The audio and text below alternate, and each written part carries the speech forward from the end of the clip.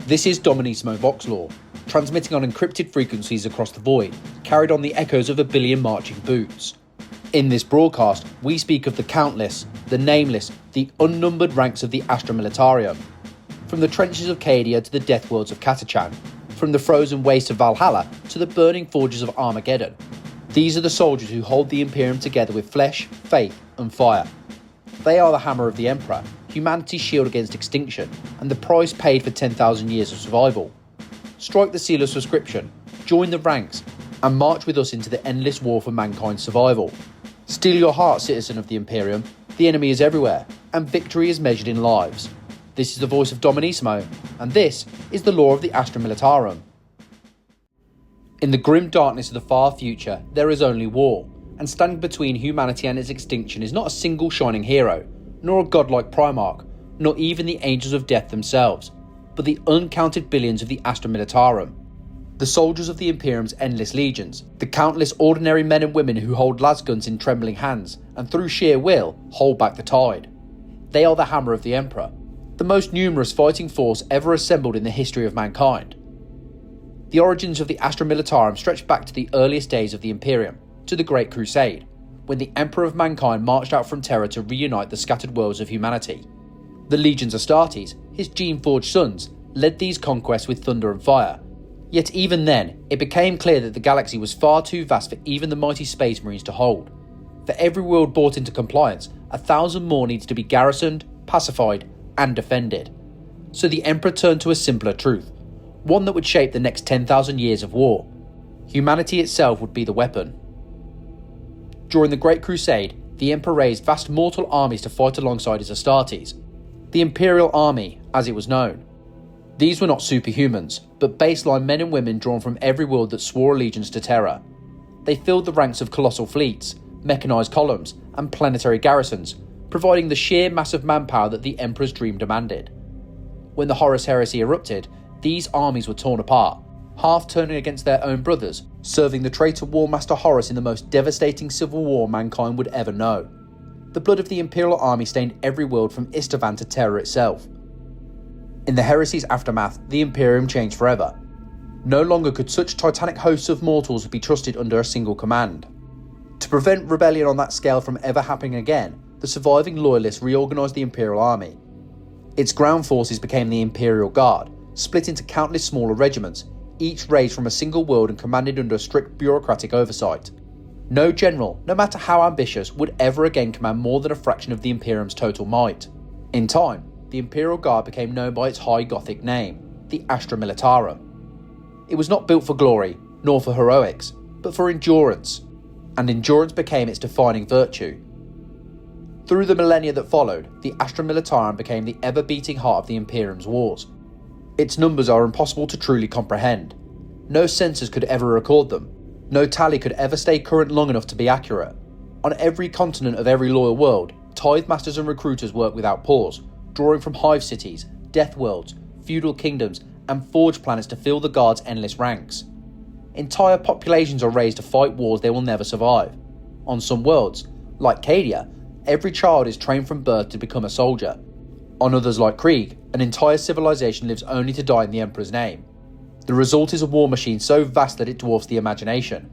Billions upon billions of soldiers, supported by trillions of tanks, aircraft, and artillery pieces, spanning the stars. But the true power of the Astra Militarum has never been in its numbers alone. It is its spirit. The soldiers of the Guard are ordinary humans, not genetically enhanced, not blessed by the machine god, nor shielded by psychic might.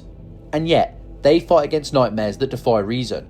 The warp-spawned horrors of chaos, the alien monstrosities of the Tyranids, the ancient machine legions of the Necrons, the fire-wielding zealots of the Tau, and the brutal orc hordes that thrive on endless war.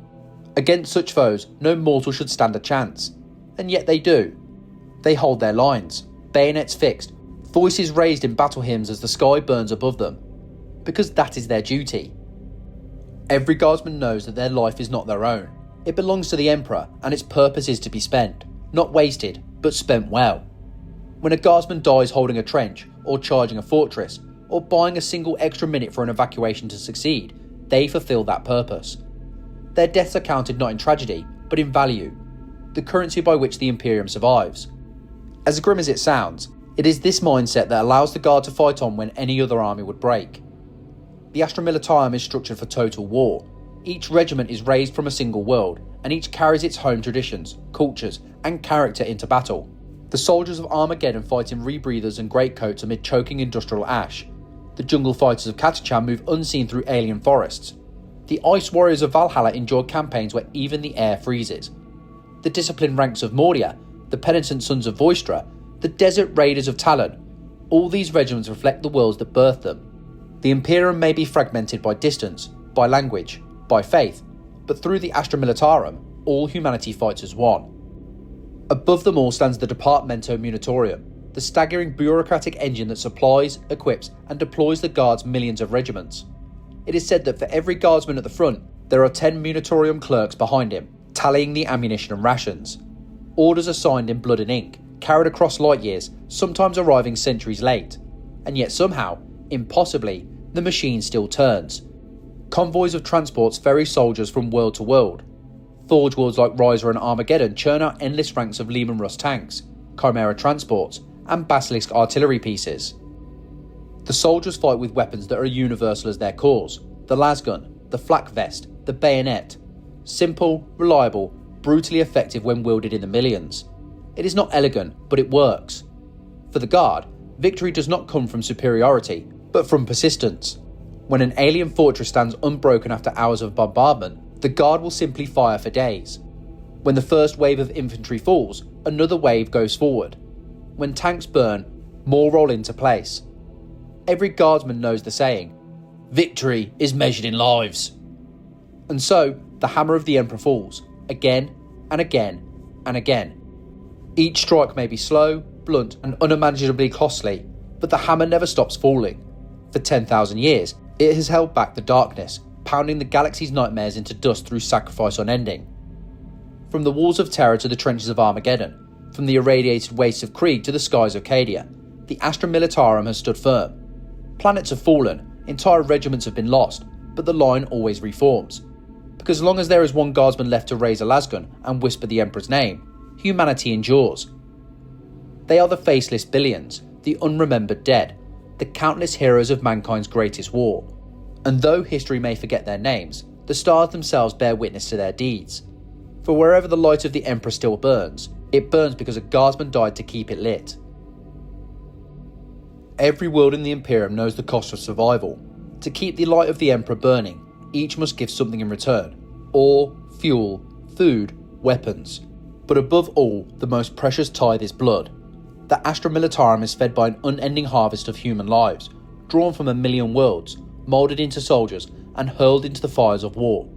It is a machine that never stops turning, an engine powered by faith, bureaucracy, and sacrifice. On every Imperial world, from the soot-stained spires of hive cities to the barren plains of agri-worlds, the call to arms echoes without end. Recruitment quotas are not merely requests but sacred obligations. Governors, nobles, and planetary officials are bound by decree to provide regiments in payment for the Emperor's protection. Some worlds offer a single regiment every few decades. Others, like the teeming hive worlds of Necromunda, raise hundreds of thousands every year. The Departamento Munitorium, the Imperium's vast military bureaucracy, tracks these tithes with merciless precision. Entire administratum archives are devoted to nothing but the movement of recruits, names, numbers, destinations, and expected survival rates. The process begins at home. Planetary Defence Forces, or PDFs, form the local armies of each world, responsible for internal defence and policing. From these ranks, the most promising, obedient, or expendable troops are selected and handed over to the Munitorium. For many, it is an honour. For others, a death sentence. They are gathered in endless lines before the tithe ships that will carry them away from everything they have ever known. Some march willingly, others in chains. It matters little. Once they step aboard those troop transports, they cease to belong to their world. They become part of the Astra Militarum, soldiers of the Imperium, stripped of individuality, reborn as a single, massive organism designed for war.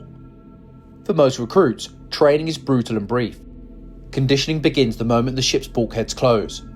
Vox drills blare hymns of loyalty and sermons of hatred for the alien, the mutant, and the heretic. Commissars and drill sergeants walk the aisles like predators, correcting hesitation with bolt pistol and whip alike.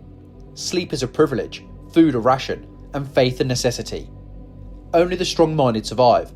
Those who falter are reassigned, a euphemism that the Guard uses for everything from server to lobotomization to summary execution. Yet through this crucible of discipline and terror, soldiers are born. Each regiment develops its own identity, molded by the traditions of its homeworlds and the experience of its officers. A regiment from a hive world might favour organised formations and marksmanship drills, while one from a feral world fights best in close combat with blades and clubs. There are desert raiders from Talon, whose tactics revolve around speed and deception, the stoic ice warriors of Valhalla, experts in defensive warfare, the grim gas-masked legions of Krieg, who excel in attrition and siegecraft. Every world produces something unique, and in their diversity lies the Guard's greatest strength. When deployed, these regiments operate with a structure both rigid and vast. The Munitorum assigns them in groups called theatres, massive clusters of forces arrayed across a single star system or sector. Each regiment is typically composed of thousands of men and women divided into companies, platoons, and squads. At the top of this colossal hierarchy sit the Lord Generals and the War Masters, commanding entire crusades of hundreds of regiments. Beneath them, a web of officers and commissars ensures the Emperor's will is enforced without question. Orders flow downward like scripture, and obedience is the law. The Commissariat holds a special place within this hierarchy. A commissar is not merely a political officer, but the living embodiment of imperial discipline. Their duty is to maintain morale by any means necessary, even if that means executing a commander in front of his men for hesitating to advance. A single word from a commissar can halt a rout or ignite a suicidal charge. To the average guardsman, they are as feared as the enemy. Yet that fear serves its purpose. When chaos, panic, or doubt threatens to break the line, the crack of a bolt pistol restores order faster than any speech. The life of a guardsman is a paradox of routine and chaos. For every hour spent in battle, there are weeks or months of waiting, digging trenches, repairing gear, and marching through inhospitable terrain.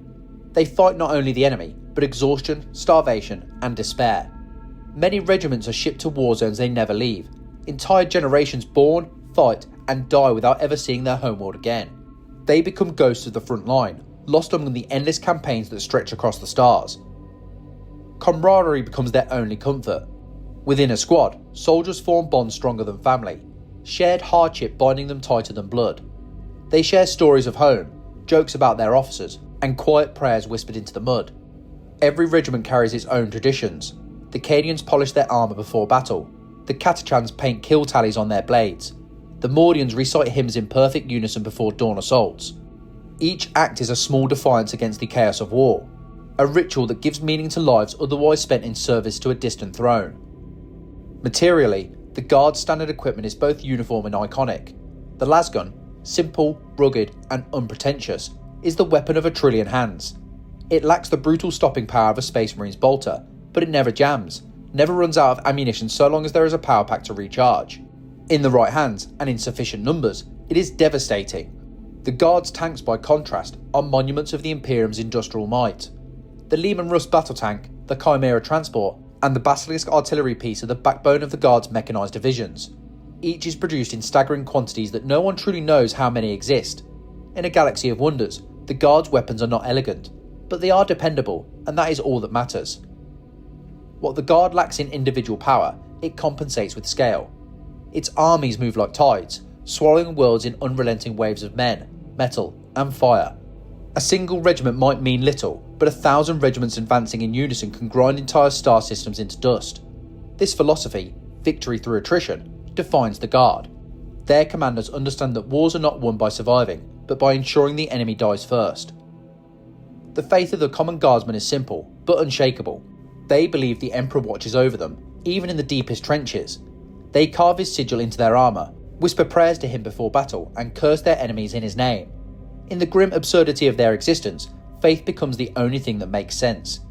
It is said that even when all hope is lost, a guardsman's dying words are often the same: "For the Emperor." And so the machine grinds on, eternal, unrelenting. The tithe ships continue to sail, the factories continue to forge, and the dead continue to be replaced by the living. From the cold void of space to the ruins of 1,000 burning worlds, the drums of the Astra Militarum never stop. For every regiment destroyed, another rises to take its place. For every soldier who falls, 10 more step forward. It is not courage alone that sustains them, It is the grim inevitability of duty. This is how the Imperium survives. Not through genius, not through mercy, but through endurance. The Astra Militarum is the embodiment of that endurance, the will of humanity made flesh and lasfire. It does not matter how many die. What matters is that someone stands, that the line is never broken, and that the hammer of the Emperor keeps falling, world after world, war after war, until the stars themselves grow cold. There are worlds that define the Astra Militarum, names that echo across the stars as the measure of loyalty, sacrifice, and defiance. Among them, none stand higher than Cadia. For 10,000 years, it was the shield of the Imperium, a fortress world standing sentinel at the edge of the Eye of Terror, the great wound in reality from which chaos itself spews its endless wars. Cadia was more than a planet, it was a statement, a promise that even in the shadow of hell, humanity would hold the line. Cadia was forged by necessity. Long before the Imperium's armies first crossed the stars, the Eye of Terror had already scarred the fabric of the galaxy. From its depth, demonic storms and traitor fleets poured forth, threatening every world within reach. The Cadian Gate, the narrow corridor of stable space bordering the Eye, became the only viable passage for these horrors. To lose that corridor would be to invite the warp into the heart of the Imperium itself. Thus, Cadia was fortified beyond imagination. It was not just a world, it was a fortress the size of a planet. Every mountain was hollowed for bunkers, every plain bristled with defence lasers, every settlement was a fortress city, every citizen a potential soldier. From orbit, its continents gleamed with bastions, trenches and artillery lines. A world encased in steel and faith. For 10 millennia, the planet stood as a bulwark against chaos incursions, enduring siege after siege, invasion after invasion. The Cadians did not merely live with war, they were born from it. To be born on Cadia was to be born a guardsman. Children were taught to assemble and disassemble a lasgun before they could walk. Target practice began before adolescence. Families traced their lineage through regimental service, with generations of sons and daughters joining the ranks as naturally as breathing. To live on Cadia was to understand that survival was not an individual right, it was a collective duty. Every heartbeat, every breath, was part of the fortress's defence. The famed Cadian shock troopers became the model for countless other regiments across the Imperium. Their discipline was unmatched, their training methodical, their tactics precise. Where other worlds produced specialists, stealth fighters, berserkers, or trench veterans, Cadia produced professionals. The average Cadian trooper could operate in any environment, under any command, against any foe. Their equipment was standard issue, their tactics by the book, but it was their discipline that turned doctrine into legend. To fight beside a Cadian was to witness perfection in formation. Their ranks did not break, their fire was synchronised, methodical and relentless. Each guardsman knew their place in the grand design of battle. The creed of Cadia was simple and absolute: hold the line. The Cadians' role as the Imperium's first defence meant their regiments were always at the front, whether it was against the orcs of the Gothic sector, the traitor legions of the Eye, or the demonic legions themselves. The Cadian banners were always among the first to deploy and the last to withdraw. Even in the face of hopeless odds, retreat was not in their vocabulary. To abandon one's post was not just cowardice, it was heresy. For centuries, the Cadian Gate held. The Black Crusades of Abaddon the Despoiler came and went, each one testing the fortress world's resolve. 13 times, the War Master of Chaos hurled his legions against the gate, and 13 times Cadia endured. The Cadians fought in mud and ash, under skies split by warp storms, holding trenches filled with corpses and shells. They became the living embodiment of the Guard's creed, that no foe, no matter how monstrous, could outlast human endurance. But even the strongest wall must one day crack. When Abaddon launched his 13th Black Crusade, it was unlike any before. The Eye of Terror itself boiled with warp energy. The Despoiler commanded not just traitor legions and demonic hosts, but a fleet of world-ending weapons. Among them, captured Blackstone fortresses capable of shattering planets. The Imperium's defenders rallied as they always had. The Cadian regiments dug in, their commanders coordinated the defence, and the line was drawn once more. They would not yield. They could not yield. The Siege of Cadia was one of the bloodiest wars in Imperial history. Every city became a battleground. Every mountain range burned with orbital bombardments. For months, the Guard and their allies held back the tide. They fought alongside the Adeptus Mechanicus, the Sisters of Battle, and even the Space Marines, the Black Templars, the Cadian steadfast allies across millennia. For every fortress destroyed, another line of defence was raised. Where the walls fell, the Cadians fought among the rubble. When their tanks burned, they fought with lasguns. When their lasguns failed, they fought with their bare hands. No one embodied this defiance more than the soldiers who held Karza Craft, the last great bastion before the planet's heart. As demonic legions poured through the breaches in reality itself, the Cadians fought without hope, without reinforcements, without retreat. They held long enough for the surviving Imperial forces to escape, long enough for the galaxy to witness what it meant when a guardsman said, "Cadia stands!" And then, Cadia fell. A captured Blackstone fortress, hurled like a weapon, tore through the planet's crust. The world cracked apart, mountains split, oceans boiled, and the fortress world was consumed by the void. In the aftermath, survivors of the Cadian regiments became wanderers, soldiers without a home, but never without purpose. They carried the ashes of their world in urns, their armour scorched, their banners tattered. To them, Cadia was not gone. It lived in every guardsman who refused to yield, in every lasbolt fired in defiance of the dark. Across the stars, new recruits were trained in their image, adopting their drills, their uniform, their doctrines. Cadia had become more than a place. It had become an idea. The Cadian way spread through the Astra Militarum as the symbol of absolute resolve. Regiments from distant worlds adopted their patterns of discipline and strategy. To fight like a Cadian was to fight as if your world depended on it, because for them, it always had. In the grim ledger of the Imperium, where losses are countless and victories fleeting, Cadia's fall remains one of the most tragic, and one of the most inspiring. For though the planet's gone, its soldiers endure. In the words etched into the banners of every surviving Cadian regiment, Cadia stands. And so it does, not as a fortress of stone and steel, but as a spirit that burns in the hearts of all who bear the mark of the Astra Militarum. Wherever the Guard marches, wherever humanity fights against the darkness, Cadia stands among them, unseen, unbroken, eternal. If Cadia represented discipline, duty, and the iron resolve of the Imperium, then Catachan represented something far more primal, raw, unrelenting survival. Where Cadia's soldiers stood as a fortress wall, the men and women of Catachan were the knife in the dark, the hunters of monsters, the embodiment of humanity's most dangerous instincts made flesh. They were not trained to survive impossible odds. They were born into them. Catachan is a world that hates life. Its jungles, vast and dense as planetary oceans, stretch across every continent, each leaf, vine and root an apex predator in its own right. The air is thick with toxins, the soil teeming with venomous creatures, and the flora capable of killing a man with a brush of its petals. The planet's native fauna defy comprehension. Carnivorous plants that hunt in packs, serpents longer than hat blocks, and insects that can chew through ceramite. The simple act of breathing can be fatal without a lifetime of resistance built into the body. And yet, humanity endures there. The people of Catachan are a breed apart, muscled like coiled wire, their skin thick and scarred from 1,000 battles fought before they ever left their homeworld. Survival on Catachan is not a test, it's a daily war. Every meal is a battle won, every sunrise is a victory over extinction. Children learn to track, trap, and kill before they can read. Entire families vanish overnight into the jungles, claimed by the planet itself. The weak die quickly, the strong learn faster, and only the most cunning live long enough to call themselves adults. It is from these survivors that the Imperium draws one of its most feared fighting forces, the Catachan jungle fighters.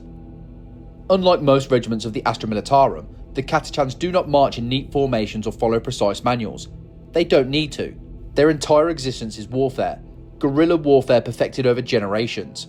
They are ambushers, saboteurs, and close combat specialists, thriving in the very environments that would kill any other guardsman in hours. When a commander needs a regiment to hold a jungle moon, clear a death world, or wage a campaign of attrition behind enemy lines, they call for the Catachans. A Catachan regiment is easily recognised on the battlefield. They fight stripped to the waist, their bodies marked by scars and tattoos, muscles roped with strength honed by years of survival. Their flak armour is minimal. Anything more restrictive would slow them down or get them snagged in dense foliage. Each soldier carries a signature blade, the Catachan Fang, a brutal machete forged from local metal strong enough to cleave through alien chitin or jungle vines thicker than a man's arm. To a Catachan, the blade is not just a tool, it's an extension of themselves, a symbol of their will to survive. Their preferred weaponry reflects their temperament, heavy flamers to burn through undergrowth and flush out enemies, shotguns and las carbines for close quarters fighting, and an uncanny mastery of explosives. The Catachan's skill with demolition is legendary. They can rig a minefield with nothing but spare munitions and instinct. More than once, an entire enemy regiment has been lured into a trap of their making, vanishing into fire and shrapnel before ever realising they were surrounded. But the true terror of a Catachan regiment is not their weapons, it's their patience. They can vanish into jungle terrain for weeks, living off the land, moving silently through the foliage while watching their prey from inches away. They strike when the enemy least expect it, and when they do, it is swift, brutal, and final. The aftermath of a Catachan engagement is often marked by silence. No bodies, no prisoners, just blood on the leaves and whispers of shapes that move through the dark. Catachans do not respect rank for its own sake. Authority is earned through competence, not insignia. Officers who prove themselves in the field, those who can fight beside their men and survive what they survive, are respected. Those who rely too heavily on rules or bluster do not last long. There are countless tales of off-world generals who tried to command Catachan regiments like parade troops. Few live to repeat the mistake. It is said that Catachans obey the Emperor's will without question, but any man less than him must earn their obedience. Their relationship with the Commissars is equally strained. The Catachans respect strength, and they have little patience for bureaucracy or sermons. Many Commissars assigned to Catachan regiments go missing under mysterious circumstances, consumed by the jungle, ambushed by unseen predators, or accidentally caught in crossfire. The truth is rarely investigated too closely. The Munitorium knows that assigning a Commissar to Catachan troops is often a death sentence, and so only the bravest, or most foolish, accept such posts. Despite their reputation as savages, Catachans are not without discipline. It is simply a different kind. They operate by instinct, trust, and shared experience. Every soldier knows that the man or woman beside them has survived the same hell as they have. That bond runs deeper than any regulation or prayer. It is the unspoken law of Catachan. You fight together or you die alone. Across the galaxy, their feats are the stuff of legend. Catachan regiments have fought in some of the most inhospitable war zones in Imperial history, from the venomous jungles of Coracle to the demon-infested swamps of Ica. They've slain tyrannid beasts with knives, turned orc warbands into mulch, and burned back tendrils of chaos with nothing but grit and promethium. Entire Xenos campaigns have been derailed by Catachan insurgents that have never appeared on any official record. Silent wars waged in shadows, where no other human force could operate. And yet, for all their ferocity, the Catachans remain fiercely loyal to the Imperium. They have no illusions about what they serve. They know the Imperium is harsh, flawed, and often indifferent. But to them, service is not about glory or reward. It's about proving that no world, no creature, no nightmare can break them. They fight because fighting is all they've ever known, and because the Emperor demands it. There is a saying among the Guard: a Cadian fights for duty, a Catachan fights because the jungle taught him to kill. Both are true, and both are terrifying in their own right. For all their savagery, Catachans have saved more Imperial campaigns than history remembers. Their victories are often unrecorded, their sacrifices unnoticed. They do not care. The jungle remembers, the blood remembers. In the heart of every death world, where humanity should not exist, the Emperor's soldiers endure.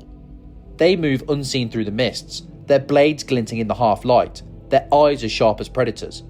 To most, such places are death incarnate. To a Catachan, it is home.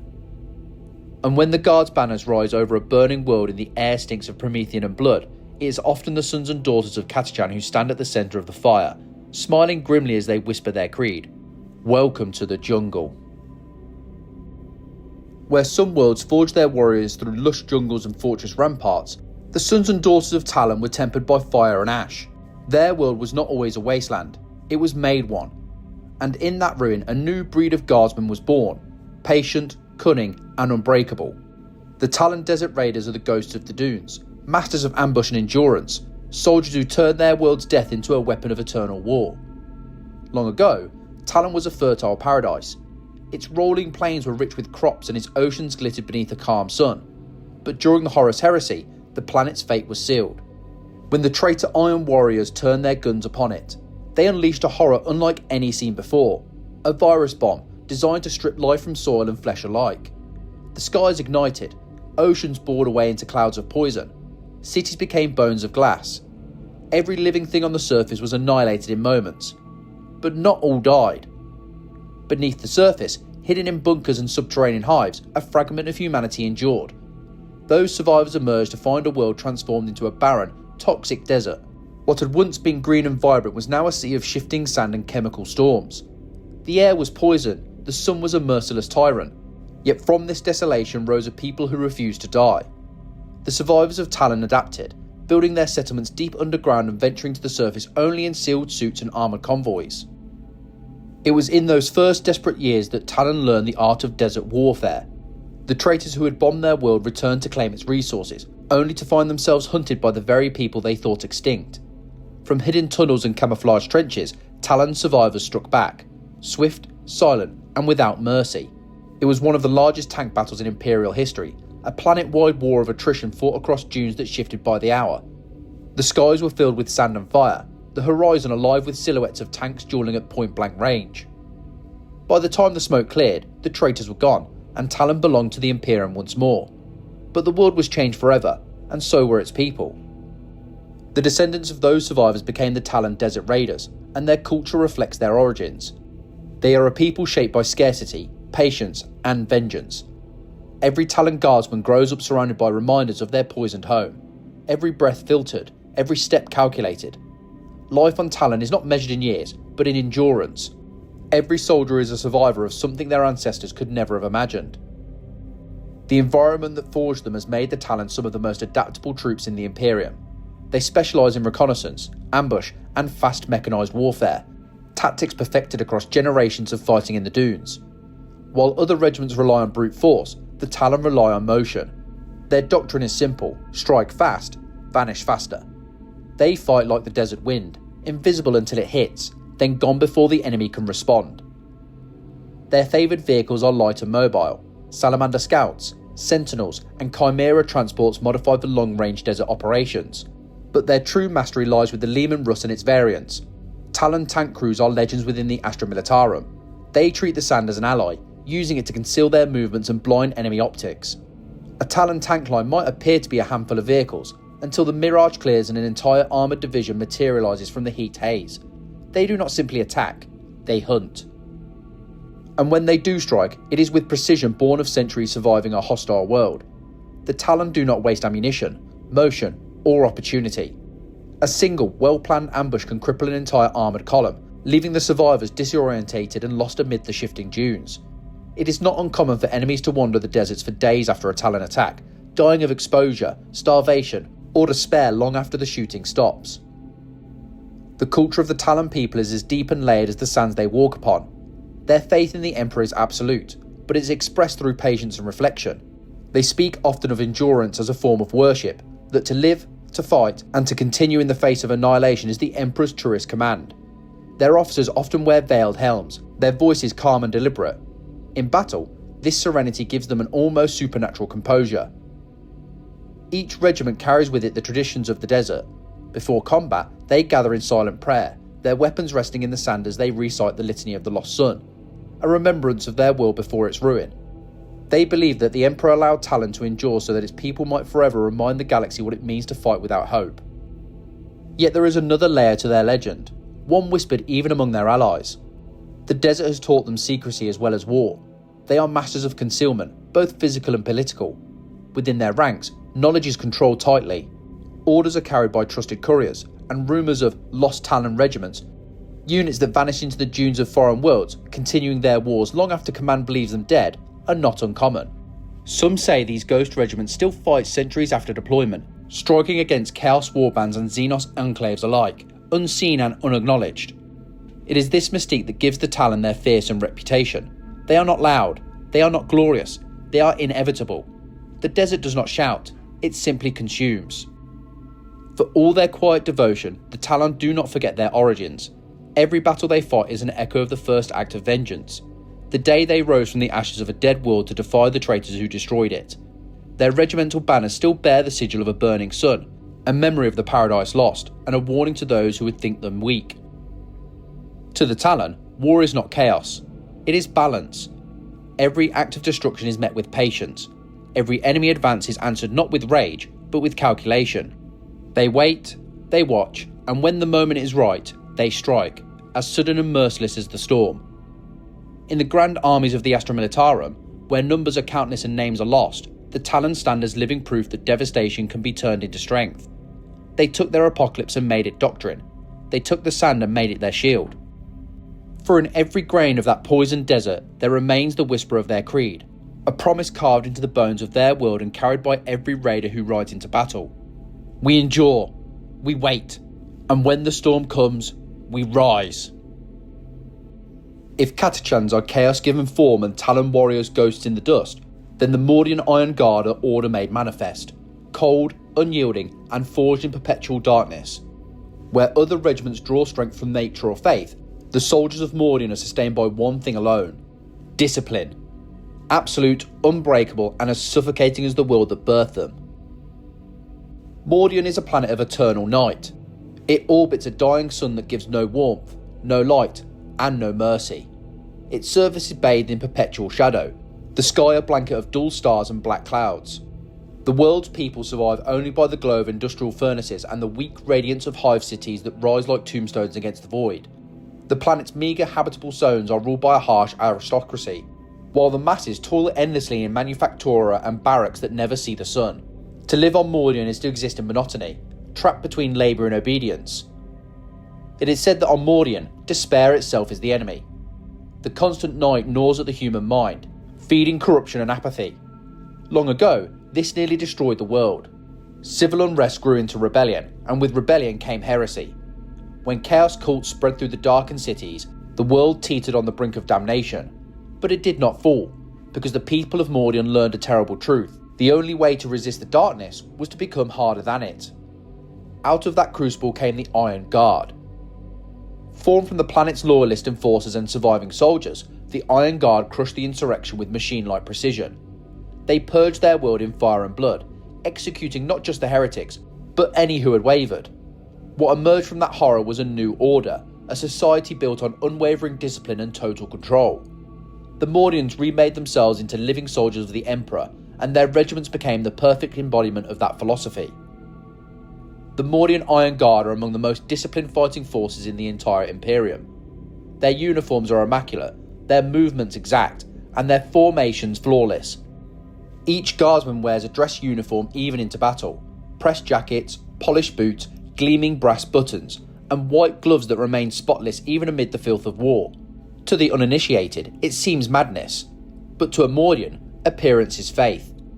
The uniform is more than attire, it is armour for the mind. In the darkest places of the galaxy, where chaos whispers and morale fractures, the gleam of a polished button is a reminder that order endures. Their discipline is not ceremonial, it is practical, honed to the edge of survival. Mordian regiments are experts in siege warfare, defensive operations, and precision volley fire. When a Mordian line forms, it does not break. Rank upon rank of guardsmen stand shoulder to shoulder, their lasguns raised in perfect unison. When they fire, it is not the ragged chaos of desperate men, but the steady rhythm of machine-precise execution. Enemy charges break upon them like waves against a cliff, cut down in synchronised bursts of light. Where Cadians adapt and Catachans improvise, Mordians endure through structure. Orders are obeyed without hesitation, even to the point of annihilation. It is said that a Mordian regiment will hold its position until every soldier is dead, and still the last man will stand at attention before falling.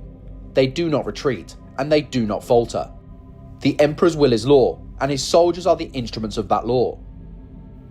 Such rigidity has a cost. To outsiders, the Iron Guard appear cold, even inhuman.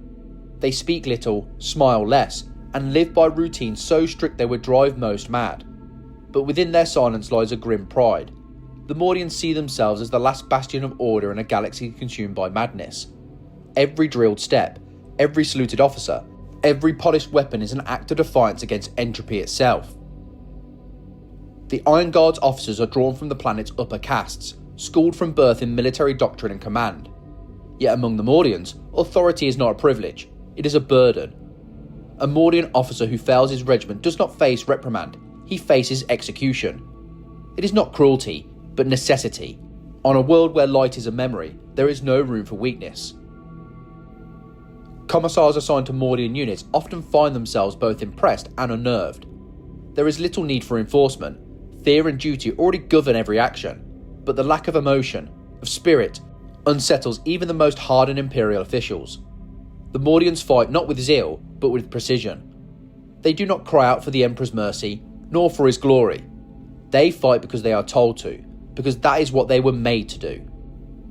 In battle, the sight of the Iron Guard is both awe-inspiring and haunting. Under fire, their lines do not scatter, they close ranks. When the enemy advances, the Mordians move as one, their movements mechanical, their expressions unreadable beneath their visored caps. Even surrounded, they do not panic, they simply form another line. When the last gun falls silent, it is often said that the Mordians remain standing, lasguns still at the ready, as if waiting for the next command. Their reputation for stoicism has made them indispensable in the most hopeless theatres. They have defended hive cities against Genestealer uprisings, held orbital platforms against Chaos fleets, and stood shoulder to shoulder with Astartes during the Black Crusades. On Armageddon, Mordian regiments fought in the depths of hive spires where the sun never touched, their resolve unbroken even as the orcs flooded the lower levels. When communications failed and supplies dwindled, the Iron Guard kept fighting, silent, methodical, relentless. Off the battlefield, the Mordians remain true to their nature. Their barracks are immaculate, their weapons polished daily, and their rations consumed in complete silence. They allow no disorder, no laxity, no individuality. To live as a Mordian is to live within structure, a life where duty replaces joy and obedience replaces freedom. Yet in their own way, they find purpose in that service. On Mordian, there are no dreams. There is only the next task, the next drill, the next war. The Mordians believe that the Emperor tests his servants not with temptation, but with routine. It is easy to fight when glory shines bright. It is harder to stand watch in the dark for a lifetime. And that is what they do. Watch. On a world without dawn, they are humanity's sentinels, holding the line against the creeping corruption that lurks beyond the veil. Their regimental motto reflects that eternal vigil. We are the wall. Where others fight with passion, the Mordians fight with precision. Where others burn with faith, the Mordians endure with certainty. They are not heroes. They are not martyrs. They are the embodiment of order in a universe that has forgotten what order means. When the stars go out and hope itself flickers, it will not be the shining saints or the roaring champions who stand the longest. It will be the silent men and women of Mordian, standing in perfect ranks, weapons raised, eyes forward, waiting for a dawn that will never come. And when that final moment arrives, when the galaxy drowns in shadow and the last command is given, they will obey it without hesitation. Because the Mordian Iron Guard do not question, they do not doubt, they stand. In the endless wars of the Imperium, there are few environments as cruel or pitiless as the icy wastes of Valhalla. It is a world of perpetual winter, a place where the cold itself is an enemy that kills without malice, without sound, and without end. Yet from this frozen tomb world rises one of the most enduring and steadfast forces in the Astra Militarum, the Valhallan Ice Warriors. They are soldiers born of frost and fire, grim, stoic, and as immovable as the glaciers of their homeworld. Valhalla was not always a place of death. In the distant past, it was a thriving industrial world, its people prosperous beneath a pale northern sun. But when a vast comet struck its surface, the world was changed forever. The impact threw oceans into the sky, filled the atmosphere with ash, and plunged the planet into an eternal ice age. Entire continents froze overnight. Cities were buried beneath snow and centuries of darkness. Billions died, and the survivors were forced to retreat into subterranean hives in the frozen ruins of their once great civilization. Generations passed, and what began as desperation became adaptation. Humanity endured, as it always does. The survivors hardened, their bodies thickened by the cold, their wills sharpened by scarcity. They learned to build in the ice, to fight within it, to live off the meagre sustenance their frozen world allowed. To be born on Valhalla was to be born into hardship, and from that hardship came strength. When the Imperium came to tithe its regiments, it found in the Valhallans a people already tempered by suffering. These were men and women who had never known warmth or comfort, who considered starvation and exhaustion simply part of life. When the recruiters called, they did not hesitate. They marched from their frozen hives into the service of the Emperor, bringing with them the stoic endurance that their world had burned into their blood. The Valhallan Ice Warriors fight as they live, with grim determination and unyielding discipline. They are masters of defence, experts in trench warfare and siege endurance. To them, patience is as much a weapon as the lasgun. They can hold a position through weeks of bombardment without complaint, standing shoulder to shoulder in the snow, their greatcoats frozen stiff, their breath forming clouds in the frigid air. Cold and hunger do not break them. they are their natural companions. Their uniform is iconic: long greatcoats lined with fur, thick gloves, and Ushanka-style hats pulled low against the biting wind. Beneath the snow and grime, each Valhallan carries the quiet pride of a survivor. Their weapons are often standard issue, their armour battered, their supplies minimal, but their resolve is unmatched. In their eyes, hardship is not an obstacle to overcome, it is the condition of existence itself. Valhallan regiments are organised with brutal efficiency. Each company operates as part of a larger machine, deliberate, methodical, and relentless. Their tactics favour attrition and endurance over manoeuvre. They entrench deeply, fortify their positions, and weather the storm until the enemy breaks upon them. In the frozen wastes, speed and agility mean nothing. What matters is who can outlast the other, and the Valhallans always endure. During the infamous defence of Castellan Hive, a Valhallan regiment held out for 49 days against a chaos assault that outnumbered them 10-1. When relief finally arrived, rescuers found their trenches filled with corpses, not of Valhallans, but of traitors. The defenders had fought until their last lasgun cell was spent, then used their rifles as clubs until the enemy retreated. Of the 1,000 defenders who began the siege, only a few dozen still lived, frostbitten, starving, and unbowed. When asked why they hadn't withdrawn, their commander simply replied, "There was nowhere warmer to go." Such grim humour is part of the Valhallan identity. They joke about death the way others joke about weather, often because for them, the two are the same. A Valhallan can sit through an artillery barrage, eat a ration of frozen corpse starch, and mutter that the Emperor must be testing the heating system again. It's not bravado, it's survival. Their humour is the only warmth they carry into battle. The Valhallans' reputation for stoicism and determination has earned them an honoured place within the Astra Militarum. When the Imperium faces prolonged siege warfare or the defence of a dying world, it is the Ice Warriors who are called. They fought with legendary endurance during the Second War for Armageddon, where their regiments held the line against the Orcs in the freezing waste outside Hell's Reach. The Orcs charged endlessly into the snow and fire, laughing as they died, but the Valhallans did not laugh. They simply reloaded. They have also served with distinction in numerous campaigns against chaos and tyrannid forces. On the demon-haunted world of Perdas, a single Valhallan regiment held a bridge for 9 days against an onslaught of nightmares made flesh. When the last of their ammunition ran dry, they fought with bayonets and shovels, reciting the Emperor's prayer through chattering teeth. When reinforcements finally arrived, they found the bridge held, and the river below frozen solid with the corpses of the enemy.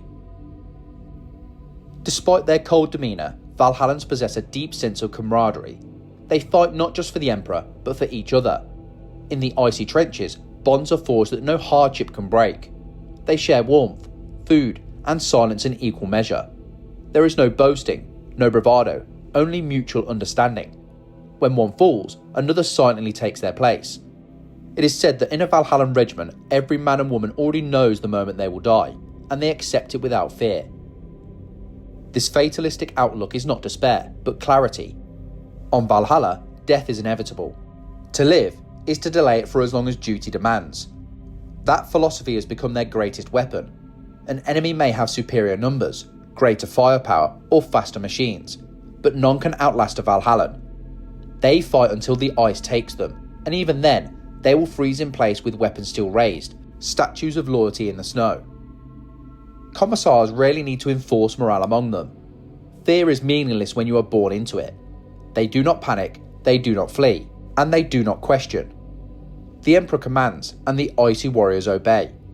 When they die, it is without complaint, and when they live, it is only to fight again. Valhallan officers are cut from the same frozen cloth.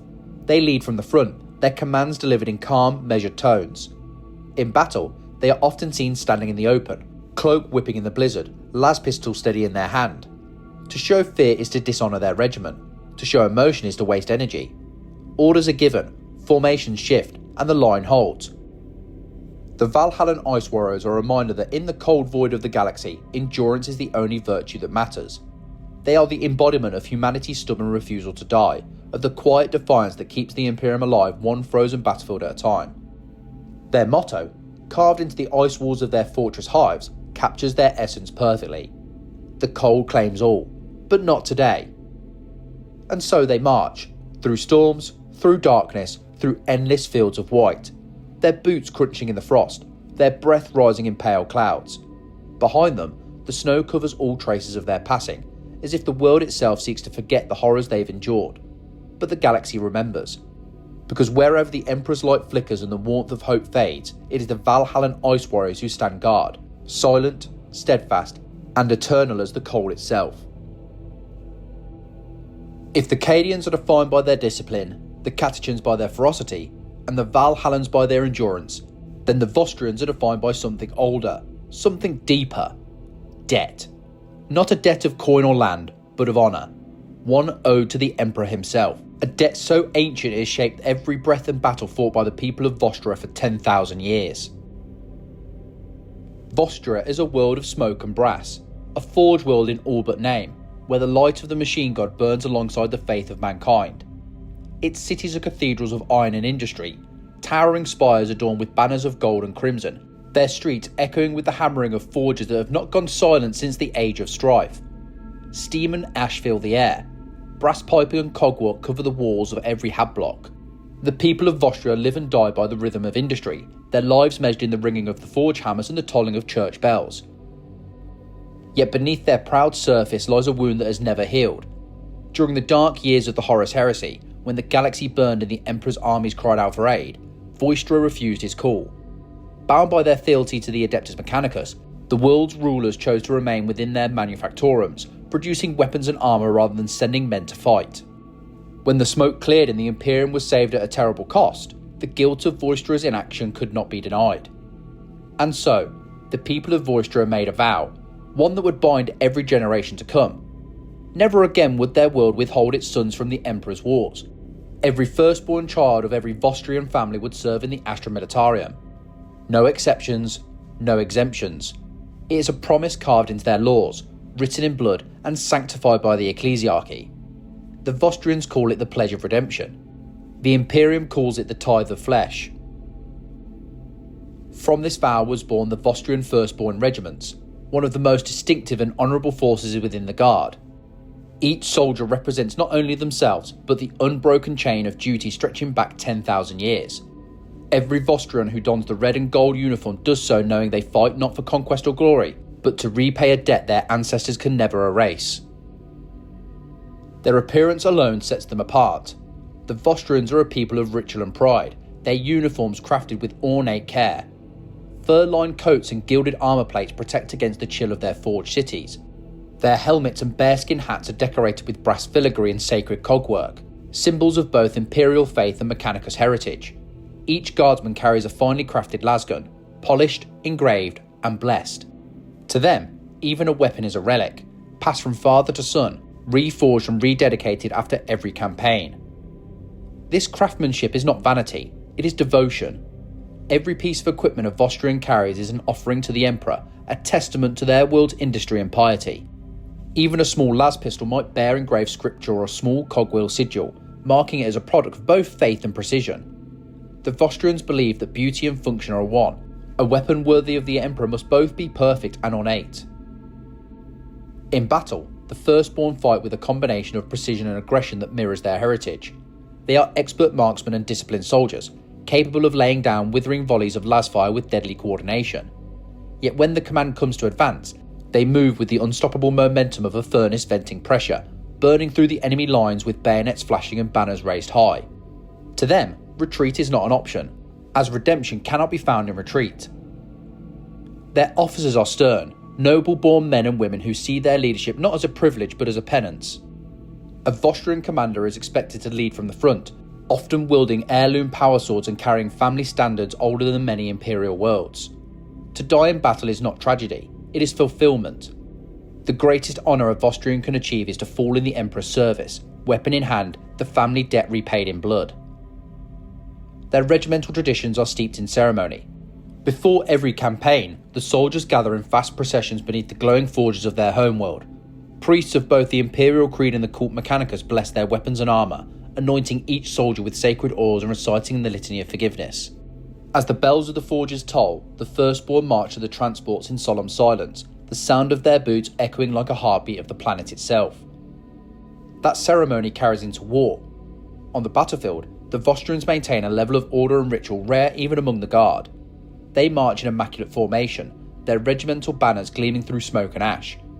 When they take up defensive positions, their trenches are lined with votive icons and purity seals. When they advance, they do so beneath the flutter of penance and the glow of sacred lanterns. Every act of war is a prayer, every kill a small measure of atonement. The Firstborn are renowned for their resilience and courage.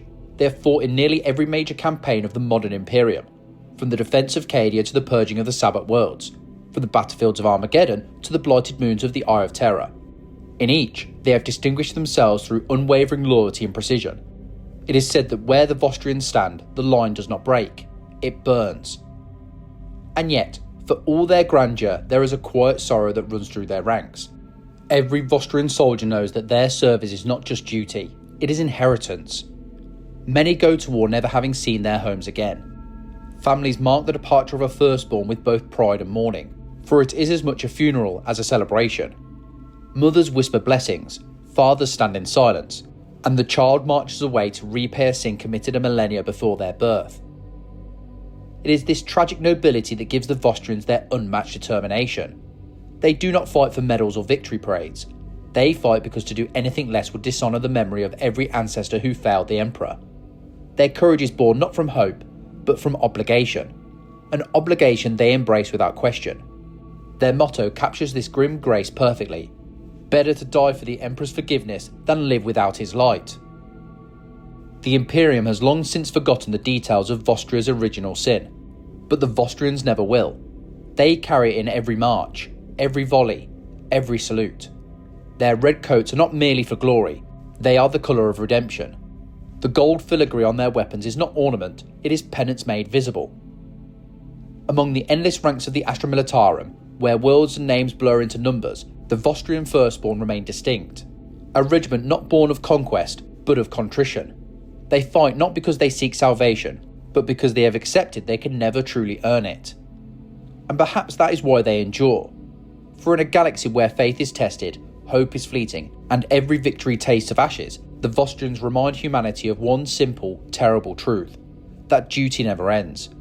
It is passed down, carried forward, paid in blood again and again, until the debt is finally settled in the Emperor's eyes. On that day, if it ever comes, the forges of Vostria may finally fall silent. But until then, the Firstborn march, proud, penitent, eternal. There are many worlds in the Imperium that teach their sons and daughters to fight on the ground, in the trenches, in the jungles, or across the ash-choked wastes. But on the world of Elysia, the ground itself is almost an afterthought. Its people are born beneath endless skies and raised amid the roar of engines and the shimmer of contrails. They are the masters of the air, soldiers who descend from the heavens like bolts of lightning. The Elysian drop troops are the embodiment of precision, daring, and mobility, warriors who bring the Emperor's wrath from above. Elysia is a world defined by its industry and its gravity. A high-gravity planet with sprawling orbital docks and shipyards, it serves as one of the Imperium's great hubs of aerospace manufacture.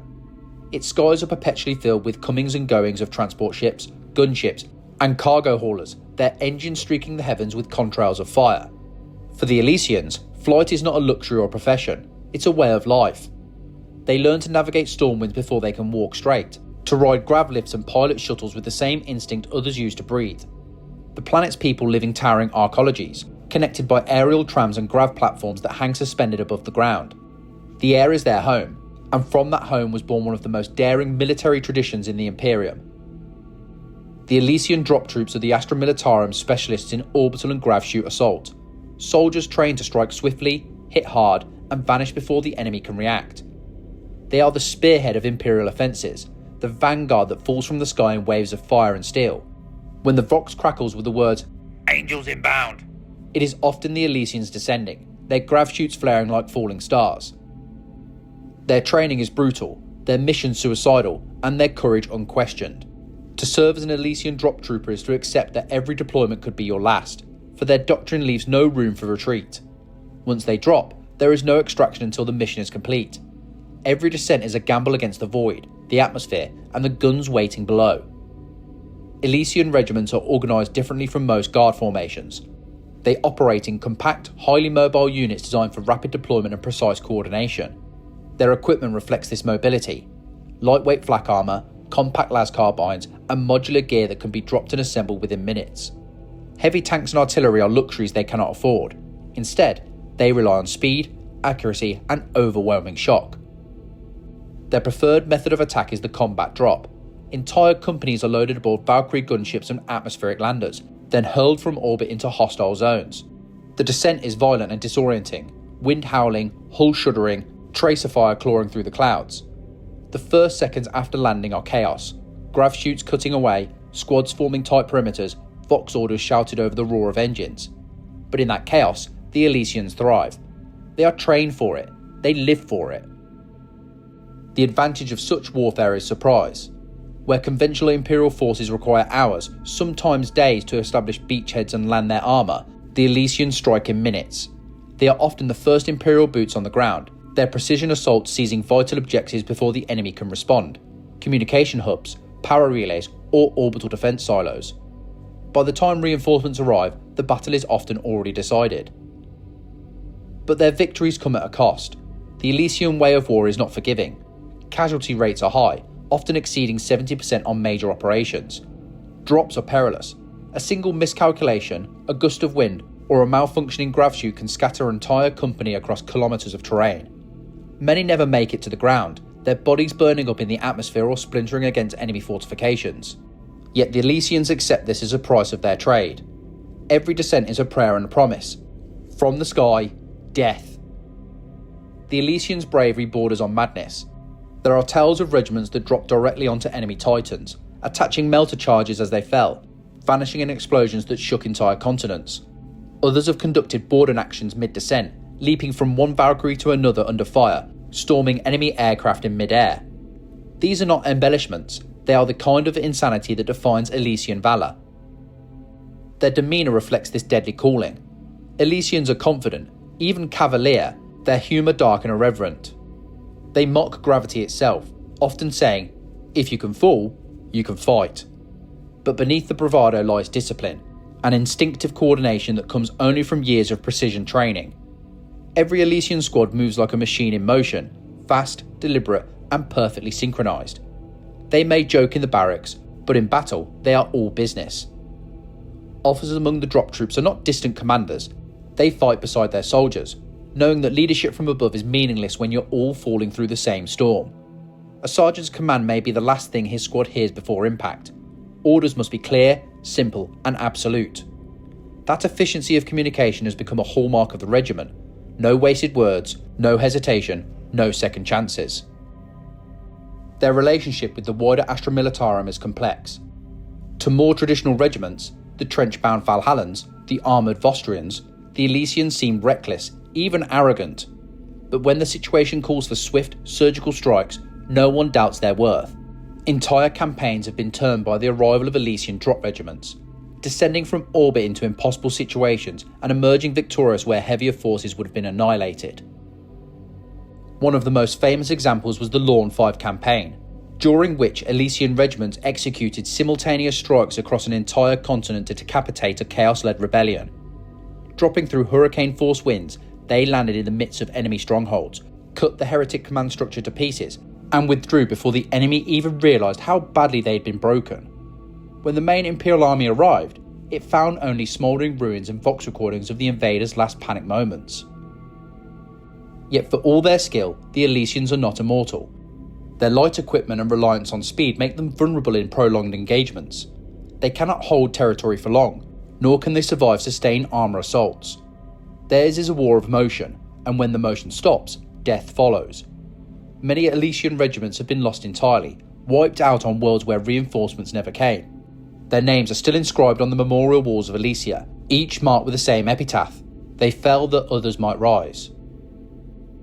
Elysian drop troops are the personification of humanity's defiance of the impossible. They fight not from behind walls or trenches, but from the open sky, trusting in nothing but skill, faith, and the faint mercy of gravity. To watch them descend is to witness a storm given human shape, silent dots growing into roaring fire as they pierce the clouds, their formation tighter than any formation on the ground could ever hope to be. And when they land, when the dust clears and the first lasbolt cracks through the air, it is already too late for the enemy. The Elysians' regimental creed is carved above every hangar and emblazoned upon every Valkyrie's hull. From the skies we come, swift as vengeance, silent as judgment. In a galaxy where most of humanity crawls and bleeds across the mud of dying worlds, the Elysian drop tubes remind the Imperium that not all wars are fought in the dirt. Some are fought in the wind and in the fire, by soldiers who dare to fall from the heavens and who strike the ground not as victims of gravity, but as instruments of the Emperor's wrath. In the Imperium, there are worlds that become synonymous with endless war, and none more so than Armageddon, a planet where the skies are black with ash and the soil itself is poisoned by centuries of industry and bloodshed. It is a world that has known invasion, apocalypse, and rebirth more times than its people can count. And from that crucible of smoke and steel has risen one of the most formidable regiments in the Astra Militarum, the Armageddon Steel Legion. Armageddon is not a place of beauty. It is a planet of factories and furnaces, its surface covered in sprawling hives and manufactorums that stretch for thousands of kilometres. The air is thick with pollutants, and the sun is rarely visible through the permanent haze of smoke and cinder. Rivers run black with chemical runoff, and entire continents tremble under the constant thrum of forges. The people of Armageddon are born breathing poison, raised in the glow of molten metal, and hardened by a life where labour and survival are the same thing. It is a world that feeds the Imperium's war machine, producing weapons, tanks and munitions for 1,000 campaigns. But Armageddon's greatest export has always been its soldiers. The Steel Legion embodies the planet that forged it, grim, resilient and utterly relentless. They are the hammer of hive worlds, trained to fight in industrial war zones where terrain is measured in ruins and smoke replaces sunlight. Their regiments are mechanised to the core. Entire battalions of infantry carried into battle aboard rumbling Chimera transports, supported by waves of Lehman Russ tanks, Hellhounds and Basilisks. To the Steel Legion, war is not glory, it is work. And work is what Armageddon does best. The origins of the Steel Legion are tied inseparably to their homeworld's long history of invasion. Armageddon has been the stage for some of the largest wars in the Imperium's memory. The planet's name is whispered with the same weight as Terra or Cadia, because it has stood at the edge of extinction and endured. The first war for Armageddon came when the demon Primarch Angron and his World Eaters descended upon the planet in a tide of blood and madness. The Steel Legion, barely formed then, fought beside the Space Wolves and Grey Knights to repel the invasion. Entire hives burned, millions perished, but Armageddon held.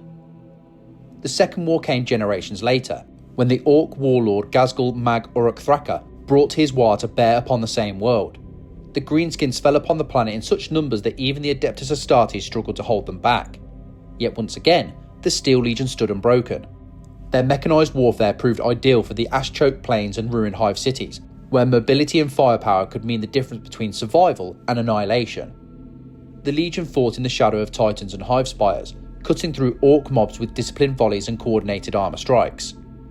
To this day, many of those soldiers, or their descendants, still serve on Armageddon, their lives consumed by the unending conflict against the Orcs. In truth, the war there never ended.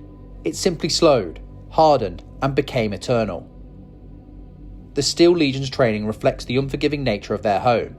Every recruit is drawn from the Hive's underclass, men and women who have spent their lives working amid toxic fumes and lethal machinery. They know how to operate complex equipment, maintain vehicles under impossible conditions, and survive on rations of synthetic protein and recirculated air. Their lungs are blackened by soot before they even hold a lasgun. To them, a battlefield is no more hostile than a factory floor. Their uniforms are designed for practicality in such hellish conditions. Greatcoats of treated canvas to resist ash and flame, sealed rebreathers to filter the poison air, and heavy gloves to grip their weapons amid oil and grime. The Steel Legion's appearance is as iconic as their doctrine. Faceless soldiers in dust-coated masks, moving in perfect synchronization through the haze of war. They look less like men and women and more the embodiment of industry itself, an army of machines with human hearts. Their tactics are built on speed, firepower and coordination. Infantry and armour operate as a single entity, each supporting the other. The Legion's chimeras are not mere transports but integral weapon platforms, their multi-lasers and heavy bolters laying down suppressive fire as their squads dismount into cover. Their soldiers strike hard and fast, never lingering long enough for the enemy to regain momentum. Behind them, Basilisks and Medusas rain down death from afar, guided by Vox-coordinated spotters who can call down artillery with surgical precision. In such warfare, there is no room for heroics, only efficiency. A Steel Legion trooper does not fight for personal glory, but because the machine of war demands it. They move like cogs in a great mechanism, each action purposeful, each life expendable if it means the gears continue to turn. This pragmatic mindset has earned them a reputation for coldness, but to the Steel Legion, this is the essence of survival. On Armageddon, compassion is a luxury. They have seen too many hives collapse, too many comrades buried beneath ash. They do not waste time with sentiment. When a soldier falls, another steps forward. The line advances, the engines roar, and the war continues. Their commanders are the same, pragmatic, ruthless, and entirely focused on victory. Officers of the Steel Legion are chosen for their ability to think like logisticians as much as tacticians. They must know how to keep their vehicles supplied, their engines fueled, and their troops fed across terrain that devours everything it touches. Many are veterans of decades-long campaigns who have seen more death than entire worlds. Their leadership is not inspired by passion, but by the steady, mechanical will of survival. For all their industrial demeanour, the Steel Legion's faith is unwavering. They do not pray for salvation or mercy, they pray for endurance. Before battle, entire regiments stand in silence as the priesthood of the Ministorium blesses their tanks with holy oils and scrawls litanies of protection across their hulls. Their war chants echo the rhythms of their forges, steady, booming, and relentless. To the Steel Legion, the Emperor is not a distant god but the divine overseer of labour and war. They serve him not through miracles, but through work. Every tank shell fired, every trench held, every orc horde broken is another offering to their master of mankind. It is a creed of sweat and iron, of duty done without pause. And though they have been ground down by centuries of ceaseless war, the people of Armageddon do not despair. Theirs is a faith of momentum, that if they just keep moving, keep fighting, keep the engines of war turning, they cannot lose. The enemy may be infinite, the sky may burn, but the forges will never go cold. Their motto is whispered amid the smoke and the fire, a mantra passed from one generation to the next. We are steel, we bend, but we do not break. And so the Steel Legion fights on, through the choking ash of Armageddon skies, across the bombed plains where nothing grows, and through the twisted ruins of hive cities that refuse to die. They are the soldiers of industry, the children of a world that has forgotten peace. Where others see hell, the Steel Legion sees home. And from that home, they bring the Emperor's War to every corner of the galaxy, in unending columns of tanks and the steady march of soldiers who have forgotten what it means to stop. If the Valhallans embody endurance, the Cadians duty, and the Steel Legion resolve, then the Death Korps of Krieg embody something far darker, a devotion so absolute it borders on self-erasure. They are soldiers who do not fight to live, but to die well. Their creed is penance through sacrifice, redemption through death. To witness the Death Korps of Krieg in battle is to glimpse the soul of the Imperium itself, a vision of faith stripped of mercy, leaving only obedience and the will to endure annihilation. The world of Krieg was once a thriving manufactorum planet, a jewel of productivity and order. But pride is a dangerous seed in the Imperium. Centuries ago, its ruling council rebelled against the authority of terror. Whether out of greed, arrogance, or heretical ambition, they declared independence from the Imperium's tithe. For 1,000 years, Krieg stood defiant, until its own people turned upon it. The loyalists of Krieg, led by Colonel Jurton, refused to betray the Emperor. Trapped beneath the rule of traitors, Jurton unleashed the unthinkable, an atomic purge that turned his world into a tomb. Nuclear fire consumed Krieg cities, oceans, and continents. The sky darkened, the atmosphere filled with ash, and the planet became a wasteland of radiation and ruin. Billions died. Those who survived did so beneath the surface, in vast bunker cities where the air was poison and daylight was a myth. In that darkness, a new people were born, hard, disciplined, and utterly without fear. The survivors swore an oath to the Emperor that could never be broken. To atone for Krieg's rebellion, they would fight and die in his name until the debt was paid in full. Every generation since has been raised for war, their lives dedicated entirely to this single, endless act of repentance. To the Death Korps, there is no concept of peace, no understanding of life beyond duty. Each child is born into the regiment before they can even speak. From the moment they can stand, they are taught to march, to shoot, to dig, and to obey. They learn to endure pain, hunger, and the omnipresent weight of the irradiated air. Fear is a lesson beaten out of them before adolescence. When a young Kriegsman swears his oath of service, he ceases to be an individual. He becomes a number, a tool, a weapon. Their very world has become a factory for soldiers. Beneath Krieg's surface, generations of men and women are grown in artificial wombs, their bodies conditioned for endurance and their minds shaped for obedience.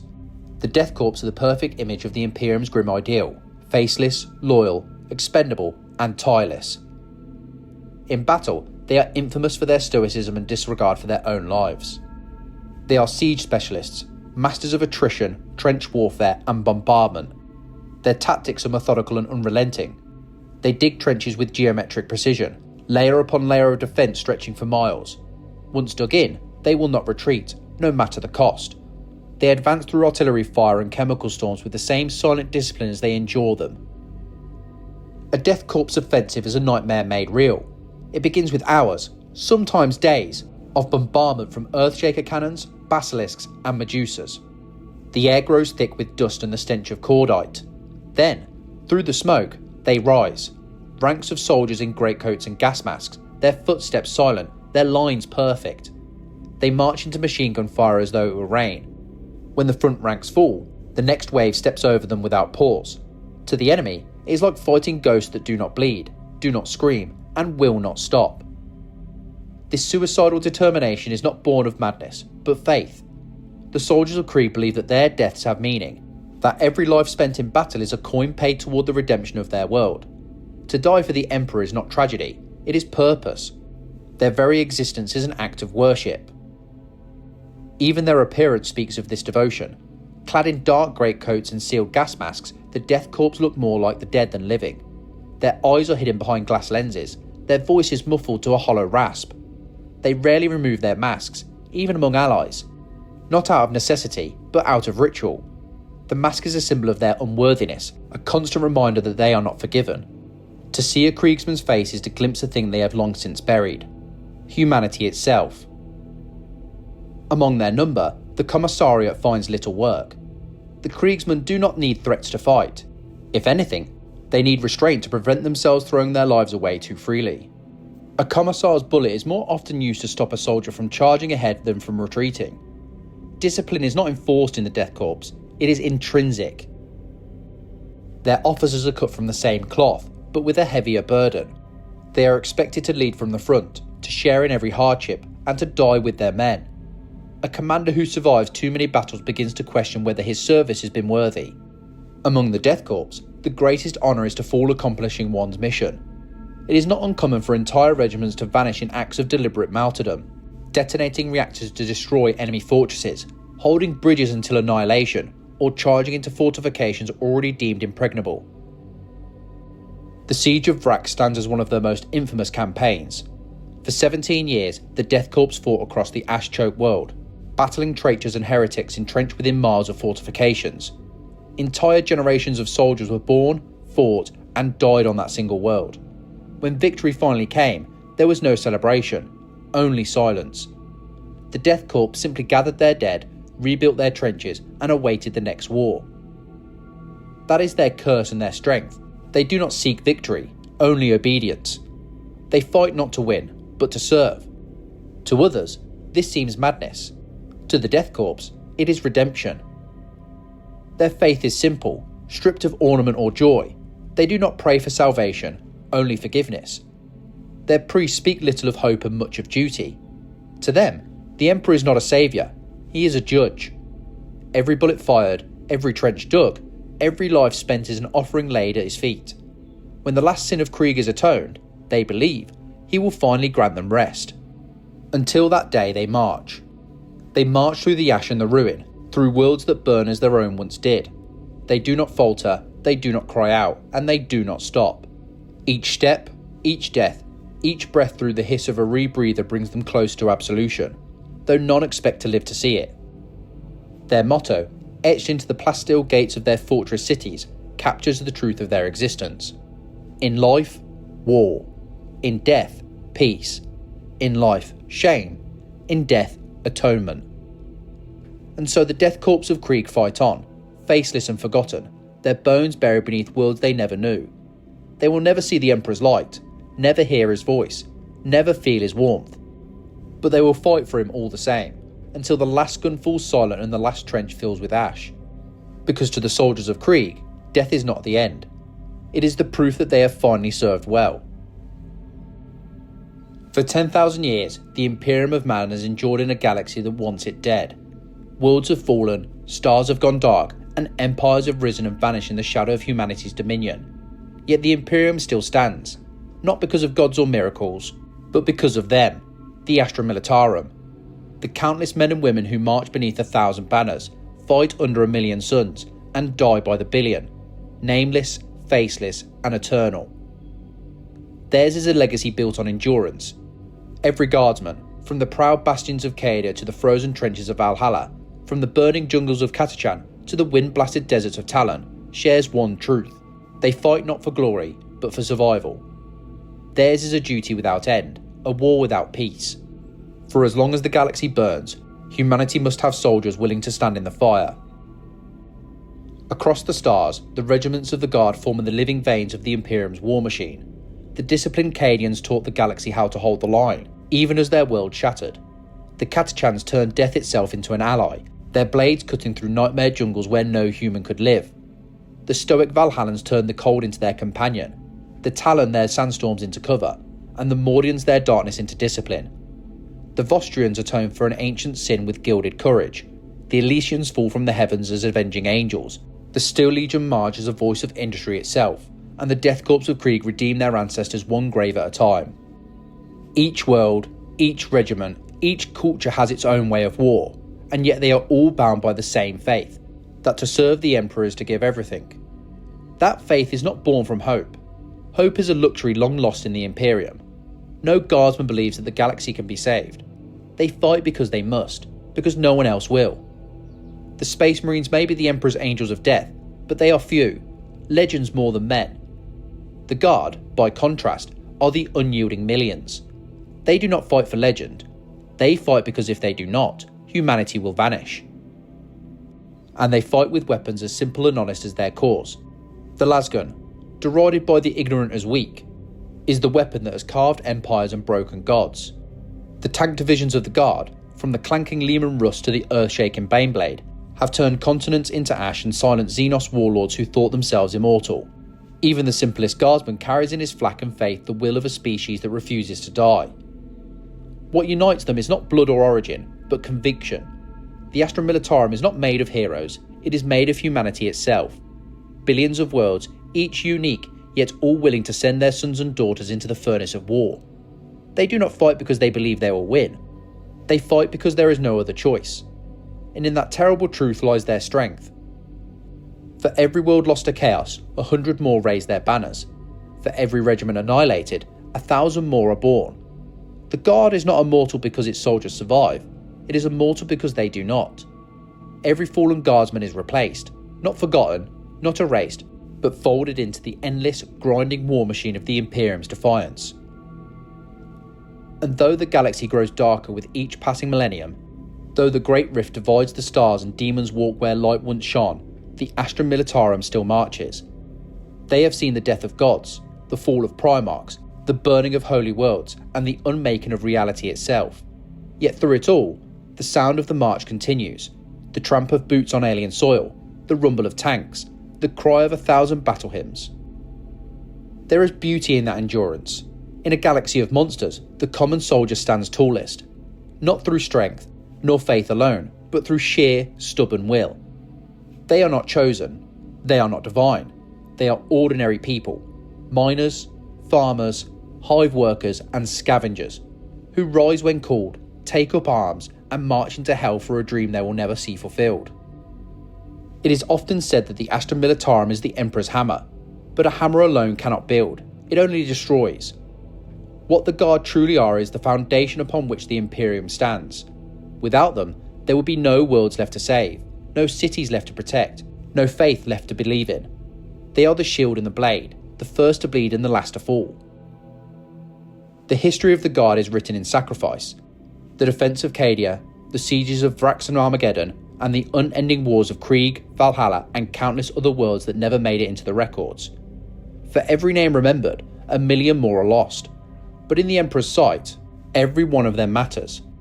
Every guardsman's last breath, every act of defiance, every death cry shouted into the void becomes another brick in the fortress of mankind's survival. Even as the Imperium teeters on the brink, it endures because of them.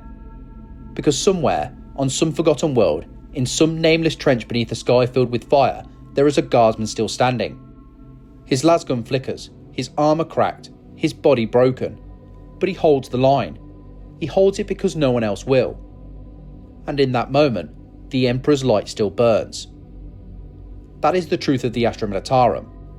Not their victories, not their weapons, not even their numbers, but their refusal to surrender. They are the embodiment of humanity's greatest virtue and its greatest curse, to endure no matter the cost. The Astra Militarum endures, eternal, unyielding and infinite. A galaxy of regiments, a universe of sacrifice. You have received the transmission of Dominissimo Voxlor. The guns fall silent for a moment, but the march never ends. The tread of the Astra Militarum echoes across eternity. Mark your allegiance, strike the seal of subscription, and stand among those who remember the nameless dead, the men and women who bled so the Imperium might live another day. Until the next broadcast, hold the line, stand firm in faith, and remember this above all things. The Emperor protects, but it is the Guard who endure.